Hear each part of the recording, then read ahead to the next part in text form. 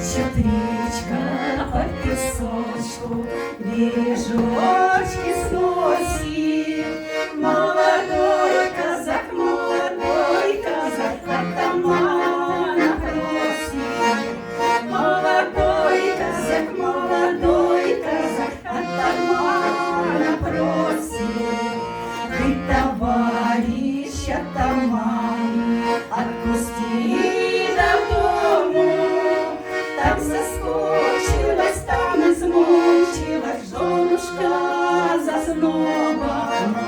Там соскучилась, там измучилась женушка заснула. Уж я рад бы отпустить.